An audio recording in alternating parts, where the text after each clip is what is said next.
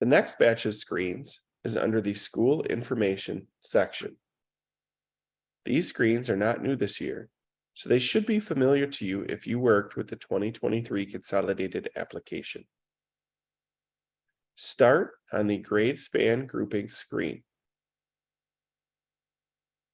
If you initially chose to carry forward your data from the 2023 Con App when you initiated this application, your grade spans from 2023 will appear.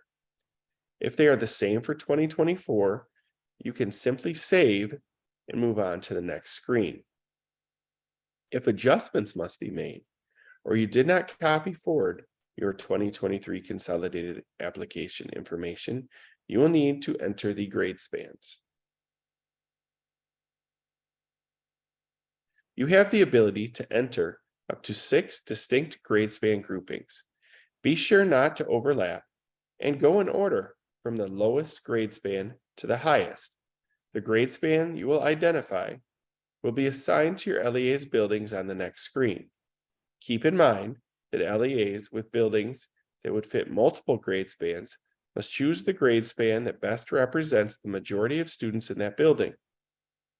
If you are a single building district, enter a single grade span based on the grade levels served by your district. For example, K-8 or K-12. When you have completed this screen, save and move on to the next screen. Data on schools in the district provides student count information from the prior fall count date. If you chose to pull forward your 2023 consolidated application information, this screen will need to be updated to reflect the most current student count information from fall of 2022. To do this, you will scroll to the right side of the screen, check the refresh button, and click Save. This will pull the most current data. You will have to enter the grade spans that match your buildings if this column is blank. The adjusted total student count column and low income count boxes should not be altered unless there have been significant changes to enrollment between fall of 2022 and spring of 2023. If this is the case and you wish to enter adjusted student count information, you will need to check that box above. Similarly, if your district has undergone reconfiguration since last year and student counts must be adjusted, you will need to check that box above. Once the screen is complete, you may save and move on to the next screen. The ranking methodology screen is required for all LEAs with 1,000 students or more. If your LEA has fewer than 1,000 students, you will simply open the screen and move to the next screen. For those who are required to complete this screen, the first box is automatically checked and cannot be unselected. This is because all buildings with 75% poverty or greater must be served first. LEAs have the option of serving high schools containing grade 12 with a poverty percentage greater than 50% to be served prior to any grade span groupings. If this is what your LEA wishes to do, you would need to check this box. Moving on to step 2, LEAs may choose district-wide or grade span methods of grouping their schools. If the desire is to choose district-wide, all schools at or above the low income percentage of for the district will be eligible. If the district chooses grade span, the LEA must choose which grade span groups they wish to serve and what criteria they will use to determine a school's eligibility.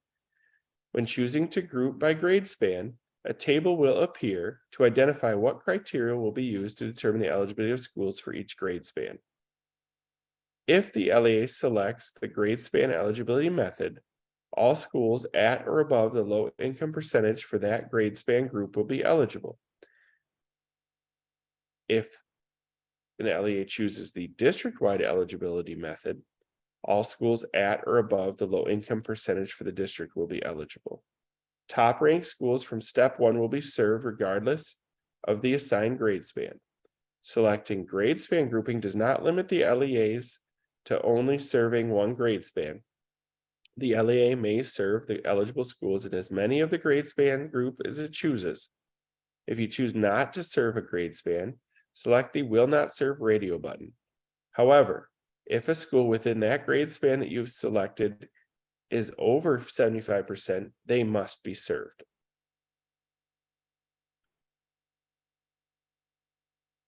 In this example, we will use the district-wide percent to serve the K-5 grade span group and the 6-8 grade span group, and we will choose not to serve the 9-12 grade span group. If the LEA wishes to make additional schools eligible and they have a percent of children from low-income families of at least 35%, the LEA should check the box in step 3. When you are finished, save and move on to the next screen. The next screen needed to be completed is the Title I eligible schools screen. The data on this screen is populated from information entered on previously completed screens and information from the prior year's application. LEAs must use this screen to identify which schools will be served with Title I Part A or be provided a Title I Part A-like program using Section 31A funds. If changes are made to prior screens, this screen will need to be resaved. The program type for each current year Title I eligible school will be pre-populated based on the accepted value in last year's application, if available. Please verify the information to ensure it is accurate. Corrections can be made by selecting targeted, school-wide, or unfunded from the drop-down program type menu.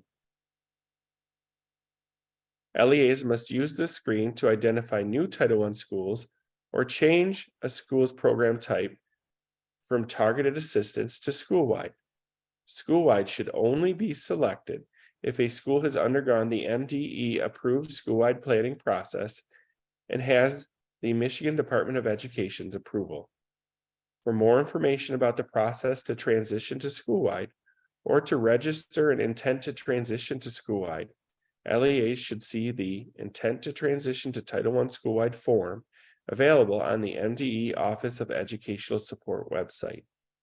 If an LEA chooses not to fund an eligible Title I Part A school with Title I Part A funds, but funds lower schools down in the ranking with Title I funds, then the school is a skipped school and is not considered Title I for comprehensive targeted support requirements under the Elementary and Secondary Education Act of 1965.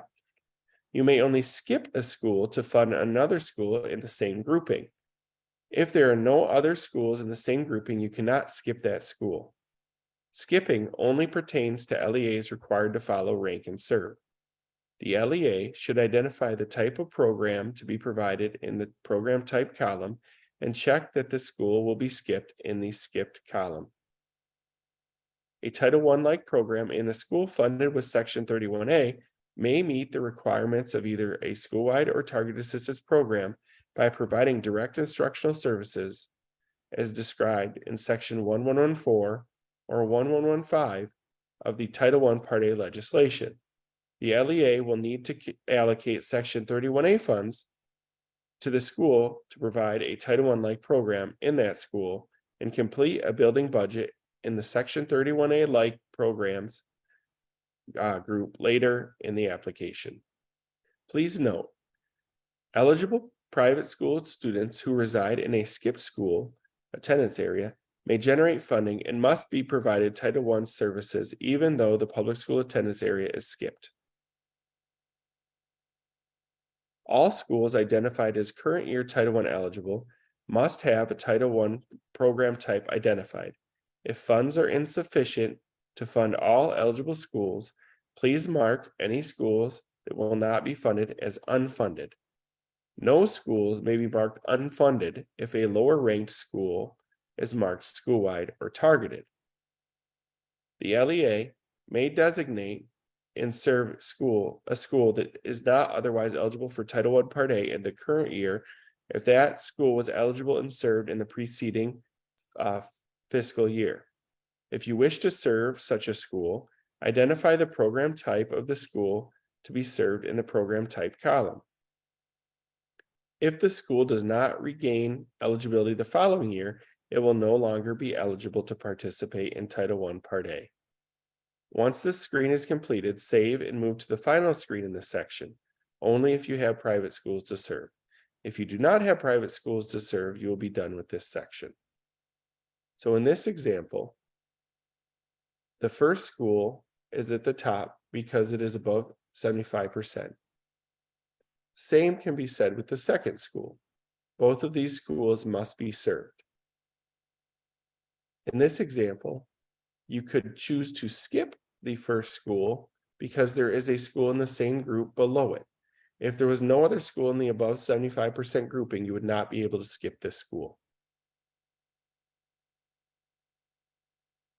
The last school that we could serve because it is currently eligible is the 6 through 8 building.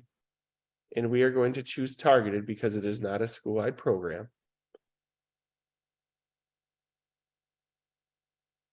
We can also choose to unserve or unfund the last school in the K-5 grouping because it is the last school in that grouping. Now that we have saved this screen, we can move on to the next screen. If you chose to copy forward your 2023 consolidated application, you should see the private schools from 2023 pulled in.